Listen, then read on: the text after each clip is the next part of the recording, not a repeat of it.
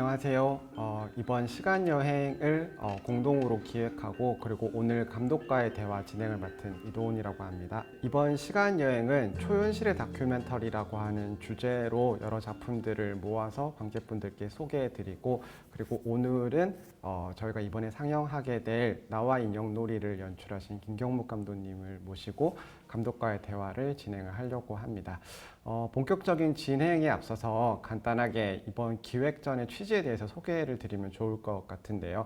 이번 기획전을 말씀드린 것처럼 초현실의 다큐멘터리라고 하는 주제 하에 단순히 다큐멘터리가 물리적인 현실을 기록하는 것만이 아니라 무의식이나 꿈, 공상 또는 죽음의 세계를 다루는 작품들, 말하자면 현실 너머의 것들을 재현하거나 기록하려고 하는 어떠한 실천들이 돋보였었던 작품들을 소개하려고 합니다. 그럼 옆에 김경묵 감독님이 자리하고 계신데요. 온라인으로 시청하고 계시는 분들께 인사 말씀 드리면서 시작하도록 하겠습니다. 네, 안녕하세요. 저는 영화 만드는 김경묵입니다. 2014년에 유해기간이라고 하는 작품을 만든 이후로 사실상은 영화 연출 활동은 뜸하신 걸로 볼 수 있는데 그간의 근황을 궁금해하고 계시는 관객분들을 위해서 또 평소에 요즘에는 어떻게 지내셨는지를 말씀해 주시면 좋을 것 같습니다. 2014년에 영화 이것이 우리의 끝이다랑 유해기간을 완성하고 제가 이제 병역 거부를 하면서 2015년부터 2016년까지는 이제 수감 생활을 하고 이제 출소하고 나서 뭔가 사회에 나와서 이제 내가 어떻게 살아갈까 고민을 하다가 좀 뉴미디어에 관심이 생기고 원래 관심이 있었는데 좀 공부를 좀 집중적으로 해보고 싶다는 생각도 들고 좀 잠깐 한국을 떠나 있었으면 하는 바람도 있어가지고 미국에서 2년 동안 그 뉴미디어에 관해서 이제 좀 공부를 하고 지금 이제 졸업을 하고 올해 돌아왔고 한국으로 지금 이제 VR 작업하고 있는 게 있습니다. 네. 그럼 본격적으로 나와 인형놀이라고 하는 작품에 대한 이야기를 좀 해보면 좋을 것 같은데요.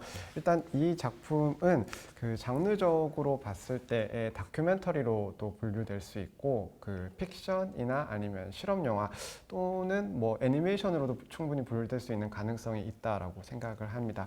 다시 말하자면 그만큼 다양한 영화 장르의 형식이 좀 혼재되어 있는 장르적인 특성을 가지고 있다라고 할 수 있을 것인데 첫 작품에서 이렇게 다양한 장르적인 경계를 넘나드는 작업을 하게 된 어떤 특별한 이유나 계기가 있었는지가 좀 궁금합니다. 그게 되게 계획적으로 의도한 거라기보다는 그 작업에서 할 때 저한테 일종 형식적으로 되게 중요했던 부분이 이게 디지털 영화라는 거였거든요. 근데 그때 이제 막 디지털 영화들이 많이 이제 막 태동이라고 해야 하나 막 생산되면서 논의가 많았던 시기였던 것 같아요. 2000년대 초반 이쯤에 되게 얘기가 많았었고 저도 이제 성장하면서 본 영화들은 필름으로 찍었지만 제가 볼 때는 다 대부분 디지털화된 방식으로 많이 봤던 것 같아요. 섞여 있었던 것 같은데 이제 홈 비디오나 DVD로 볼 때는 다 디지털로 만들어진 거지만 사실 필름으로 찍힌 거고 근데 그런 이제 좀 여러 매체 환경에서 자라다가 그런 매체로 이제 보다가 제가 만들 때쯤에 이제 디지털이 막 나오던 시점이어가지고 얘기가 많았었고 저도 디지털로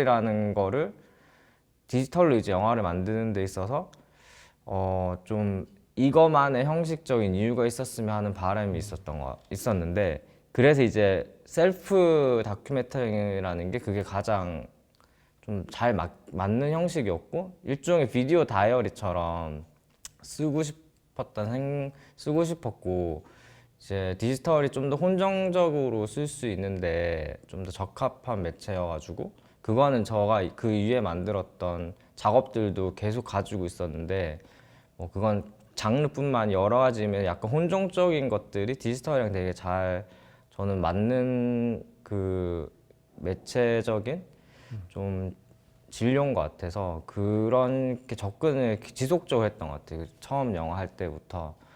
그래서 그런 매체적인 거랑 내용적인 거, 그러니까 어떤 형식적인 것도 되게 연결이 많이 되어 있었던 것 같아요.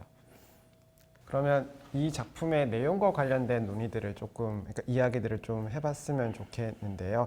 일단 이 영화 제작에 있어서 핵심적인 모티브가 되었을 것으로 보이는, 그리고 또한 이 영화에서 제목에도 쓰이기도 하는 놀이라고 하는 것의 의미를 처음에 어떤 식으로 구상을 하셨고, 그리고 또 궁극적으로 관객분들에게 놀이라고 하는 것의 의미가 어떤 식으로 전달되기를 바라셨는지 좀 궁금합니다.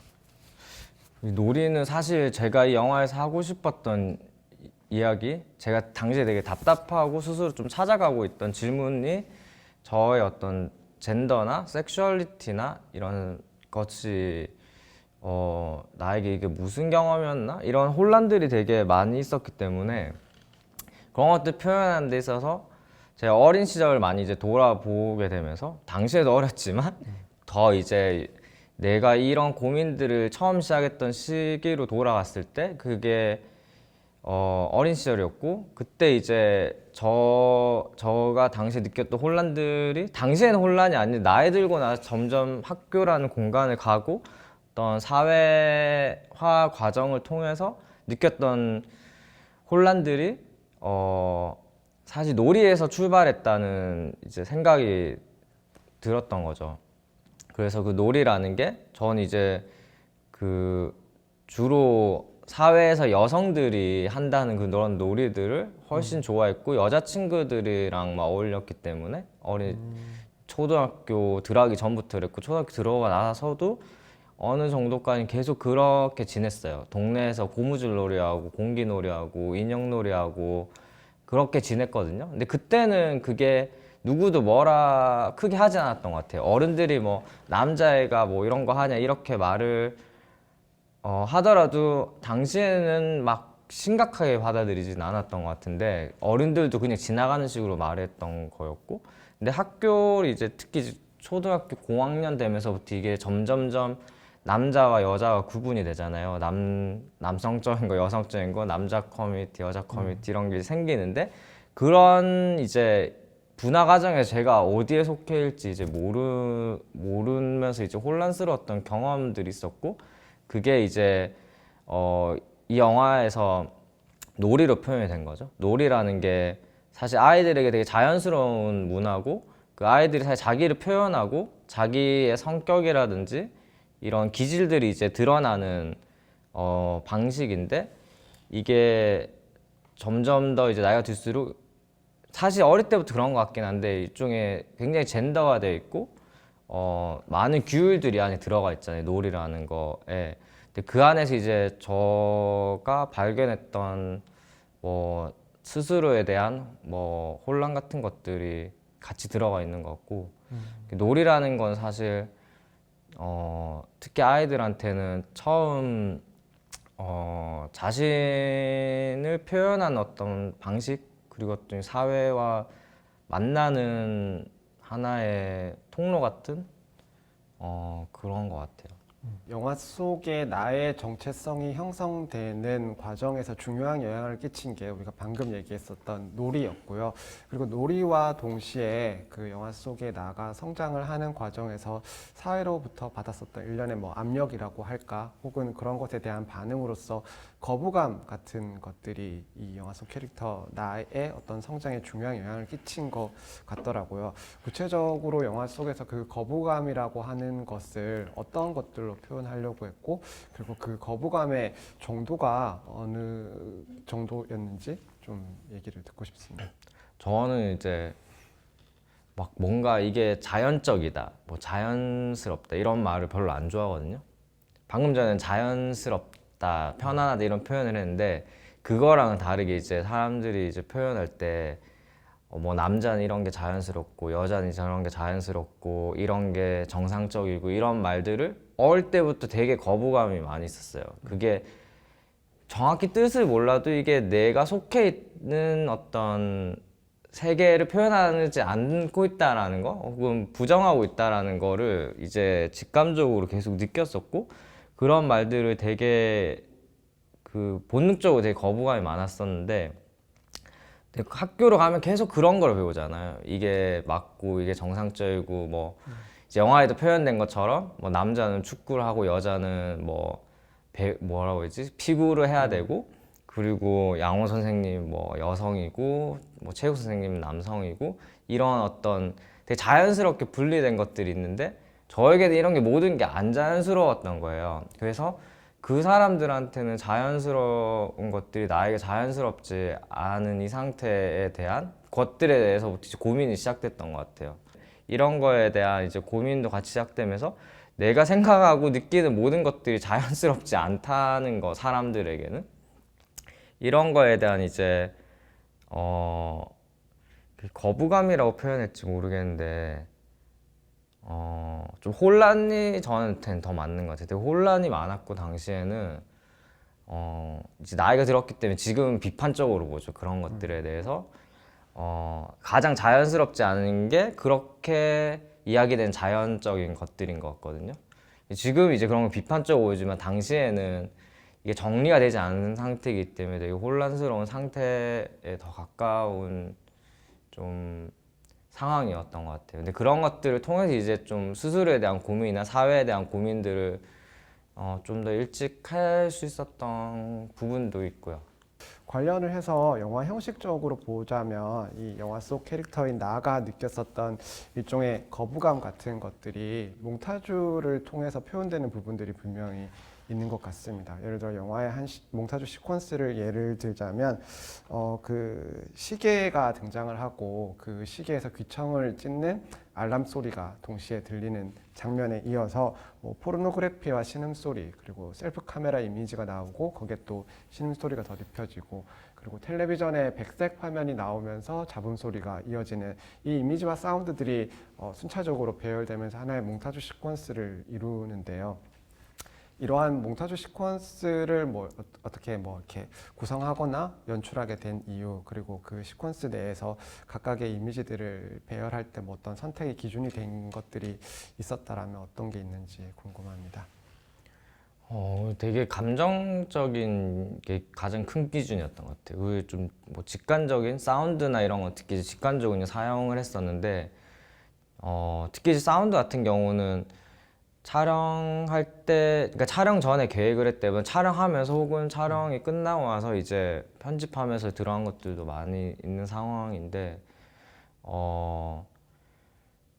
기본적으로 그때 감정이 되게 혼란스럽기도 했지만 또 한편으로는 제 감정 자체가 되게 그 분노와 슬픔이 되게 많았던 것 같아요. 근데 그게 사실 같은 감정인 게 이런 슬픔이 그러니까 밖으로 표출되면은 이제 분노가 되지만 자기 안에 그게 이제 투사가 되기 시작하면은 이제 슬픔으로 일종의 뭐 우울증이나 이런 것들로 변하는 것 같은데 그 감정이 사실은 되게 이 영화의 큰 종의 동력 같은 건 것 같아요. 그러니까 전반적인 어떤 정동이랄까 일종의 파토스 같은데 그러니까 그거에 따라서 이제 영화가 만들어진 건데 사실 그래서 상당히 당시에 지금 봐도 이제 불편해 하시는 분들이 꽤 있을 것 같아요. 이걸 이제 보시는 분들도 불편해 하실 수 있는 게 굉장히 자극적일 수 있고 일부러 의도적으로 좀 불편함을 그 더 이제 자극하는 부분들이 많이 있는 그런 영화적으로 이제 몽타주든 사운드든 이런 것들 통해서 많이 표현이 되는 게 그 감정이 저의 상태였고 그 감정을 저는 가능한 필터 없이 이제 보여주고 싶었던 것 같아요. 영화에서 아무래도 퍼포먼스가 중요하게 쓰이는 부분들이 있고 특히나 그 중에서 그 종이 박스를 뒤집어 쓰고 계속해서 어떠한 연기나 수행을 하는 부분들이 있거든요. 그러니까 이 아이디어는 어떻게 얻으셨고 어떻게 뭐 구성하게 된 것인지 그 과정이 조금 궁금합니다. 그 영화에서도 일반적인 영화에서도 그 얼굴이 되게 중요하잖아요. 얼굴에 따라서 클로즈업이나 이런 바스트 샷이나 미디엄 샷을 나눈 것처럼 얼굴이란 결국 어떤 사회생활에서도 아이덴티티가 되는 건데 당시에 저는 제 아이덴티티가 뭔지 모르는 상태였고 찾아가고 있는 상황이었고 그게 단순히 뭐 내가 동성애자냐 이성애자냐 뭐 남자냐 여자냐 이런 문제가 아니고 그걸 다 포함한 어떤 저 자신에 대한 어떤 혼란스러운 상황이어서 이 얼굴이라는 거를 좀 가리고 싶다는 생각을 하게 됐어요. 그래서 박스라는 게 일종의 뭐 갇혀 있는 생각 같은 거잖아요. 그래서 박스에 이제 얼굴을 그려서 일종의 내가 누군지 모르는 상태를 이제 표현을 하게 됐었고, 그 인형놀이에서 그런 신체가 되게 중요하잖아요. 그런 인형에게 이제 그 입혀진 신체성이라든지 이런 것들이 결국 저에게 다시 뭐 화장을 하고 이런 뭐 약간 여성의 어떤 옷을 입으면서 저에게 이제 체현이 됐잖아요. 인형놀이 하던 게 그런 일종의 과정에서 그 신체가 여기서 되게 중요하다는 생각이 좀 들어가지고 제가 거대한 인형이 나중에 이제 되는 식으로 그런 퍼포머티브한 부분들도 이제 같이 넣게 됐었어요. 그러면 마지막 질문으로 영화의 엔딩 장면에 관한 이야기를 해보면 좋을 것 같습니다. 앞서 이야기를 할 때 잠깐 이 엔딩 장면에 대한 언급을 해 주셨었는데요. 기존의 푸티지를 이렇게 미리 찍어뒀었던 어떤 푸티지를 쓰신 거다라고 말씀을 해 주셨는데, 이 끝장면에 가게 되면 카메라 앞에서 본인 스스로가 등장을 하면서 카메라를 응시한 상태에서 담배를 피다가 갑자기 화면 바깥으로 사라진 다음에 구토 소리를 내다가 영화가 끝나는 장면이 있거든요. 그러니까 이 장면은 어떻게 엔딩에 배치하게 되셨는지, 그리고 그거를 찍게 된 뭐 어떤 이유가 있다면 뭐 어떤 게 있는지 등등이 궁금합니다. 그냥 혼자 카메라 가지고 놀다가 찍힌 장면이고, 그 장면 엔딩으로 써야겠다는 생각이 들었어요. 영화를 이거 찍기로 하고 저에 관한 이제 셀프 다큐를 찍기로 하면서 사실 말이 별로 필요 없는 장면인 것 같아요. 그냥 말 그대로 그냥 그런 이제 엔딩이랑 결국 이 영화가 일종의 마침표를 찍는 장면이잖아요. 그 마침표에 저의 일종의 감정 같은 것들을 한 장면으로 표현할 수 있는 그런 모습이어서 이제 쓰게 됐어요. 그럼 저희가 이야기를 많이 나누었는데요. 마지막으로 그 온라인을 통해서 이 영상을 보고 계실 관객분들에게 마지막으로 혹시 하시고 싶은 말씀 있으시다면 이야기를 전해주시고 마무리하도록 하겠습니다. 저도 이번 기획전에 그 영화 중에서 사실 못 본 것들이 있어서 이번 기회에 꼭 챙겨 보려고 하고 있어요. 그래서 지금 보시는 분들도 제 영화뿐만 아니라 다른 영화들도 같이 보면서 이 시간을 즐길 수 있으면 좋겠습니다. 그리고 영화 기획전을 마련해 주신 그 인디 다큐 페스티벌과 한국영상자료원에 감사드립니다. 그러면 오늘 감독과의 대화는 여기서 마무리하도록 하겠습니다. 감사합니다.